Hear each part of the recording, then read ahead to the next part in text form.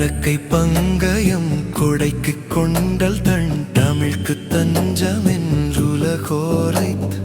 தவித்து சென்றிரன் துளத்திற்புண்படுந் தளர்ச்சி பம்பரன் தனையூசர் கடத்தை துன்பமண் சடத்தை துஞ்சிடும் கலத்தை பஞ்ச என்றிய வாழ்வை கணத்திற் சென்றிடன் திருத்தி தண்டையங் கழற்கு தொண்டு கொண்டருள்வாயே படைக்க பங்கயன் துடைக்க சங்கரன் புறக்க கஞ்சை மண் பணியாக பணித்து தம்பயன் தனித்து சந்ததம் பரத்தை கொண்டிடும் தனிவேலா